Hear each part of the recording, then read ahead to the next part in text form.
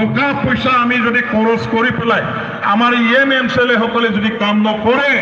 ৰাইজৰ মাজলৈ যদি আমি নাযাওঁ তেনেহলে আকৌ আমাৰ জিকাৰ সংখ্যা কমি গৈ 3টাও হ'ব পাৰে নহলে 2টাও হ'ব পাৰে বুলি তেতিয়াই তেখেতে ভৱিষ্যতবাণী দিছিলে সঁচা সঁচিকাই যোৱা এক সপ্তাহ আগত যেতিয়া তেওঁ আকৌ দ্বিতীয়বাৰৰ কাৰণে সমীক্ষা চলালে তেতিয়া এই মুহূৰ্তলৈকে ইউপিপিএল দলে মাত্ৰ 2টাহে সমষ্টিত বলে জিকে এতিয়া 2টা সমষ্টিত মাত্ৰহে ইউপিপিএলে জিকে বাকি 38টা সমষ্টিত বলে তেওঁলোকে হাৰি আছে সেইটো প্ৰমোদ বড়ো ডাঙৰীয়াই নিজে কৰা সমীক্ষা কোনো এটা এতিয়া জিকিব নোৱাৰা এই অৱস্থা আকৌ আহি আছে দিনক দিনে তেওঁলোকৰ দলৰ অৱস্থা বিয়াৰ ফালে গতি কৰি আছে বিয়াৰ ফালে গতি কৰি আছে সেইফালে বিজেপি দলৰ নেতাসকলে কৈ আছে বিজেপি দলে অকলে খেলিব আৰু বিজেপি দলে অকলে খেলিব ইউপিপিএলৰ লগত এলায়েন্স নকৰিব বুলি কোৱাৰ লগে লগে ইউপিপিএল দলৰ কৰ্মীসকলৰ আত্মবিশ্বাসটো ধ্বংস হৈছে ইউপিপিএল দলৰ মনোবল ভাঙি গৈছে ইউপিপিএল দল যে বিজেপি নহলে একোই কৰিব নোৱাৰিব অকলে কোনো প্ৰকাৰে এটাও যে জিকিব নোৱাৰে ইয়াৰ কাৰণে আকৌ বেছিকৈ তেখেতসকলে নাৰ্ভাছ হৈ এতিয়া একদম তেওঁলোকৰ গ্ৰাফ এই গ্ৰাফটোৰ তললৈ নামি গৈছে সেই কথাটো একেবাৰে সঁচা গতিকে এইটো আমাৰ কাৰণে এটা সুযোগ এতিয়া অসম চৰকাৰৰ নেতাসকলে আমাক কৈছে বিজেপিৰ নেতাসকলেও আমাক কৈছে কংগ্ৰেছৰ নেতাসকলেও আমাক কৈছে তেওঁলোকে কোৱা মতে আজিৰ দিনটোত বিপিএফ দলে অকলে 25টা কমেও আমি বোলে জিকি আছো বিজেপি দলে কৈ আছে মাত্ৰ তেখেতসকলে 10টাৰ পৰা 12টালৈকে জিকিব বিজেপি দলে স্বয়ং তেওঁলোকে কৈছে আমি মাত্ৰ 10টাৰ পৰা 12টালৈকেহে জিকিব পাৰিম প্ৰমোদ বড়োই মাত্ৰ 5টাহে জিকিব বাকীখিনি যিমান আছে আপোনালোকে সব কেইটা জিকি গৈ আছে বুলি চৰকাৰ আপোনালোকৰে হৈছে বুলি আমাৰ অসম চৰকাৰৰ যিজন মুৰব্বী আছে তেখেতৰ মন্ত্ৰীসকল যি আছে তেওঁলোকে আমাক বাৰে কৈছে বিজেপিৰ নেতাসকলে কৈছে কংগ্ৰেছৰ নেতাসকলে কৈছে আকৌ আমাক কৈছে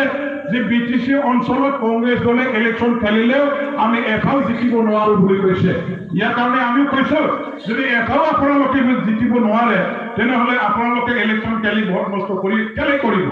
গতিকে আপোনালোকে সেই কথাটো চিন্তা কৰক কংগ্ৰেছে এটাও নিজিকে সেইটো কংগ্ৰেছে আকৌ গম পাইছে আমি এতিয়া বিজেপি সরকার বনাব পারা বিটিসি দখল করিব পারা রাজনৈতিক এটা ঢৌ বিটিসি অঞ্চলত ঘূৰাই আনিব পাৰিছো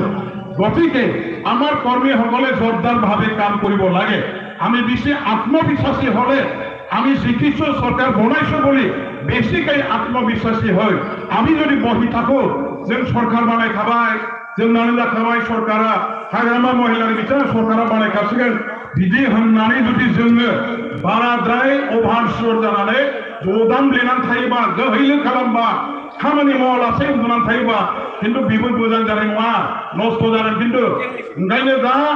जे अबस्थायाव जोङो दावखोनानै दंखायो बेखौ आरोबाव कोनो प्रकारे गाहायाव खोख्लैनो हाया गोजौसिनाव लांनायनि थाखाय साबसिननिफ्राय हामसिन खालामनो थाखाय 25टानिफ्राय 30टा देरहानायनि थाखाय प्रमोद बर'नि पार्टिया गम मोननैयाव देरहाना दं मोनसेबो जाहाथे देरहानो हाया बेनि थाखाय बांसिन जरदारभाबै खामानि मावनांगौनि दरखार दङ आं बेखौ खावलायबाय दा मोनसे खोथा बेवहाय बुङाबा जानाय नङा नैबे सेरफांगुरि सा ओनसोलाव माखासे राजनैतिक नेताफोर गोदान गोदान दल नागिरनानै गावनि हारिनि गेजेराव थानाय दलखौ गारनानै बिजेपि जानाय माखासे नेताफोर दं कर्मीफोर दं जोंनि बिपिएफनि गोबां कर्मीफ्राबो बिजेपियाव जयेन जालाबायदों फैसा रानलाबायदोंनो बिजेपिनि जाय केन्डिडेट जागोन फैसा लायनो होनो आरो थाङो फैसा लायनो होनो आरो थाङो फैसाल' लायगोनलै जों थांखाया होनना बुङो सोरबा बे फैसाल' लायगोनलै जों फैसाल' लायगोनहाय जोंलाय बिपिएफनि का होननानै बुङै लायदाव थांदाव उनाव फैसा हरग्राया मालाय गारगोन नामा लिस्टआ खालामजोबनानै दं बेहाबो गावनिफ्राय फैसा लांग्राफ्रा मा गामिनि सोर बिसोरखौ नागारगोन नामा बियो? नागारनाय नङाना। दा बेहाबो लिस्टआ दंखायो। बे न' थांनानै खुसिया सुलिजों खुसिया सुनाय बायदि सुग्रोम दिहुननानै लाजोबगोन। बे फैसा लायदावनाय, थांदावनाय, जादावनाय, लोंदावनाय बेखौ बन्द' खालाम। बेखौ बन्द' खालाम। आरो सोरबा थांनानै दंबा लाबोफिननायनि बेब'स्थासो खालामनांगौ। बेवहाय बेखौ मिथिखा जोंनि रायजो राजाफ्रा गभर्नमेन्टआ आं दिनै नोंथांखौ दाथियै बुंदों, गेरेन्टि होननानै आं बुंदों, दतमा समष्टियाव बिजेपिनि केन्डिडेट थानाय नङा। बेखौ मिथिना लाखा। बिजेपि दलाव थांनानै जेबो लाब गैया। केन्डिडेटआनो गैयाबा बिजेपिया बाहाय केन्डिडेटखौनो होआ। होमबा बिजेपिनि जाय केन्डिडेट जानो होननानै बिजेपियाव थांदों बेनि थाखा फैसा जानानै बेजों खिथु थांफाय होनायनि मा खारन दं बेफोर? आरो बिजेपिया मानो केन्डिडेट होआ बेखौ आं मानो बुंदों? आं खारनखौ नोंथांमोननो खोन्थानो। जों इउपिपिएलनि नेताफोरखौबो लोगो मोनो, दुलाराय बर' फरायसा आफादनि नेताफोरखौबो लोगो मोनो। बिथांमोनजों रायलायनायनिफ्राय मा मिथिदों आं मिथिगौ? बियो जाबाय दतमा समष्टिया दुलाराय बर' फरायसा आफादनि थाखाय मोनसे सन्मानजनक समष्टि। दुलाराय बर' फरायसा आफादनि थाखाय दतमा समष्टिया बेयो मोनसे दुलाराय बर' फरायसा आफादनि बिखा उथुमै बायदि नार्भ सेन्टार। माब्रै? दुलाराय बर' फरायसा आफादनि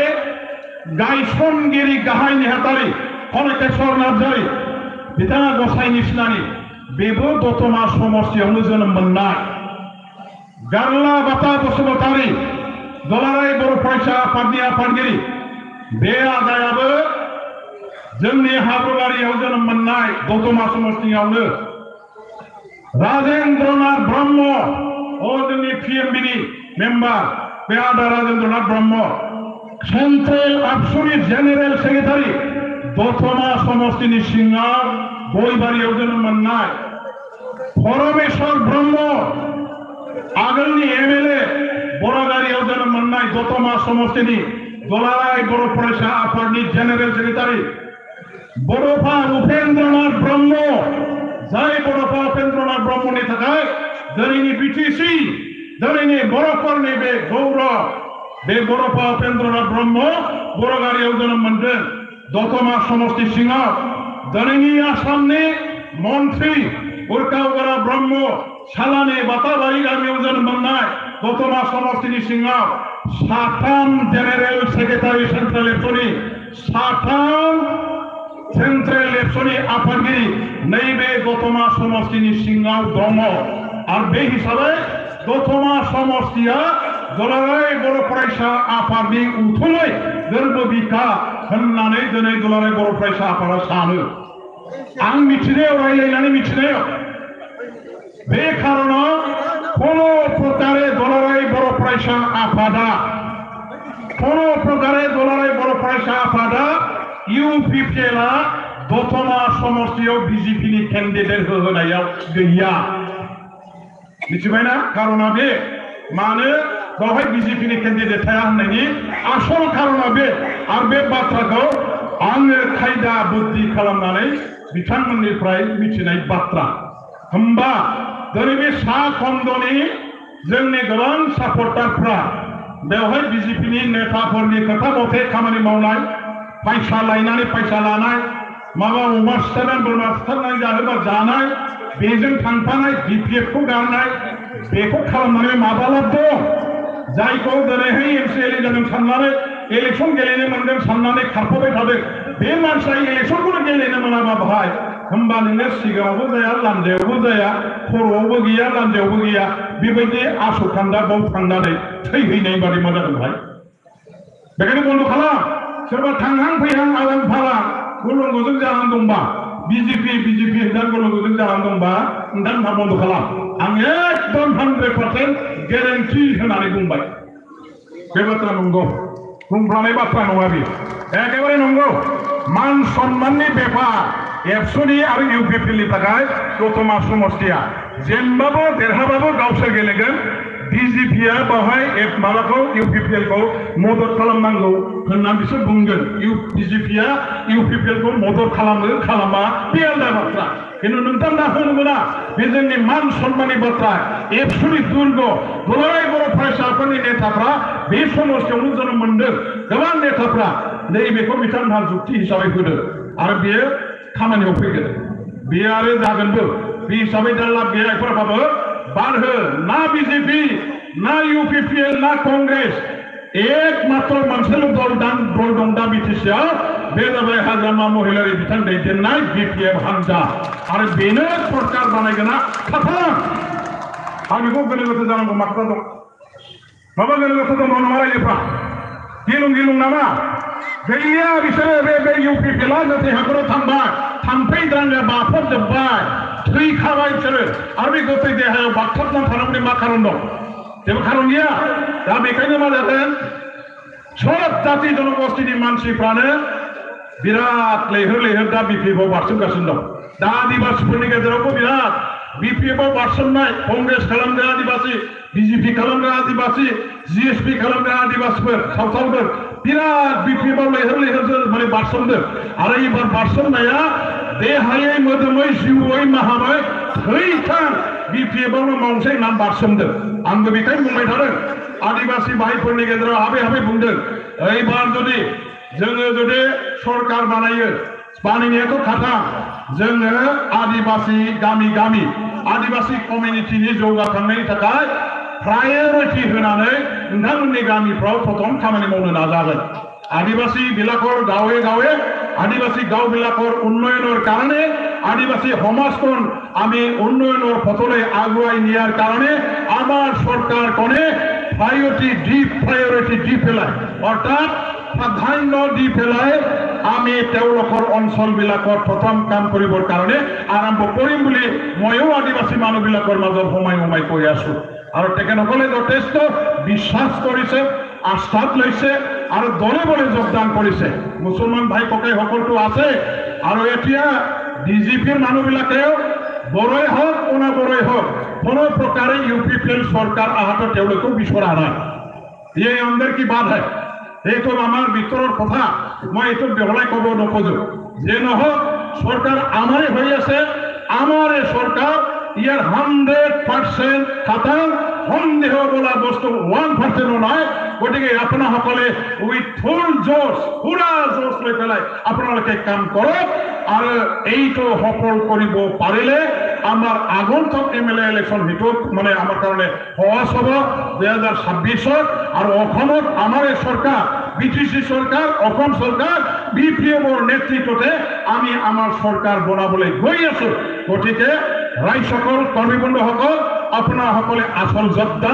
আৰু এই যোদ্ধাবিলাকে এতিয়া আমি ৰণভূমিত ফিল্ডত সোমাই কাম কৰিব লাগিব মই সেইখিনিকে আহ্বান জনাই আপোনালোক সকললৈ অন্তৰৰ পৰা ধন্যবাদ শ্ৰদ্ধা